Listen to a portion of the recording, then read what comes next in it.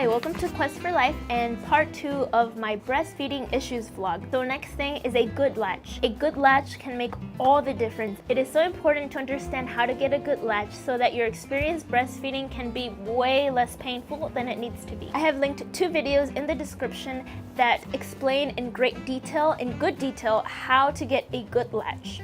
Next thing that can be so confusing, especially when you're so exhausted, is when to pump. A good time to pump is to relieve engorgement. So this can be done before a feeding when you feel that your breasts are so full that your baby will have a very fast letdown and may get fussy because of that. You can pump even just 2 minutes before feeding your baby to let the pressure go down and so that your baby can feed with no problem. Another good time to pump is after a feeding or multiple feedings to empty the breasts. Technically, your breasts are never empty because your body is always producing milk, but if you feel that you still have a lot of milk after your baby has finished eating, especially at night when baby starts sleeping for longer hours and you feel that you still have a lot of milk, that is a great time to pump and get that milk out and build a freezer stash or keep it for the rest of the week. Other good times to pump are when you would normally feed your baby if you return to work. So this would be every 2 to 3 hours while you're away from baby. It would be good to pump so that your milk supply is not affected and it doesn't go down. Don't worry so much about what you see. You may see some articles that say you have to pump 4 times a day, 6 times a day, every hour, every 2 hours, every 3 hours.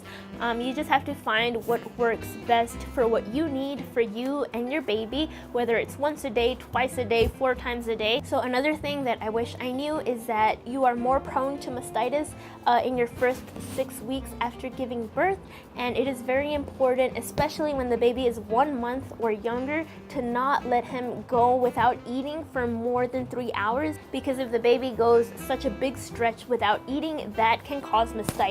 That is how I got mastitis. One night we put our baby to sleep and he had been waking, every 2 to 3 hours, never sleeping that long of a time. And then all of a sudden one night he slept for 6 hours straight, and that morning I woke up with fever and chills and I felt really ill. I took my temperature and I had a fever 101.2, and I called the pump station and I asked for advice on what I should do, and they said if it doesn't go away after so long, or if it just increases the next time I check it, that I should go to the doctor. And so I ended up going to the doctor and getting antibiotics, and luckily I was able to maintain my supply through all of that, and luckily now we are breastfeeding very well. Me and baby, we surpassed mastitis and that illness. Another good thing to keep in mind, especially when it is so hard the first weeks, is that it is between 6 and 8 weeks that you and baby will both learn how to do breastfeeding best. Your body will adjust and know what your baby needs,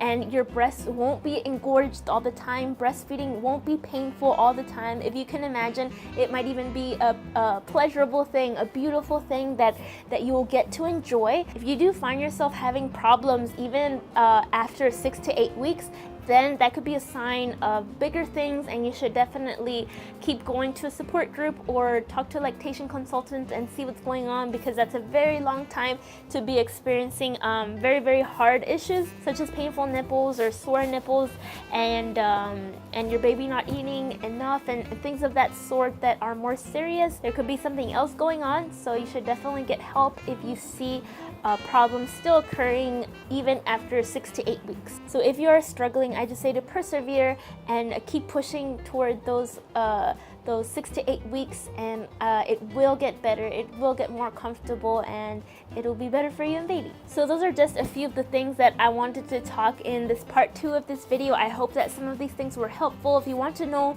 more about them, or you just need somebody to talk to because it is hard, please send me a message. I am here to help in any way that I can, and you're doing a great job. Keep doing what you are doing. It is a great gift to baby to be able to breastfeed, both for baby and for you as well, and I really wish you the best. And please let me know if you have any questions, and I'll see you in my next video. Thank you for watching. Bye.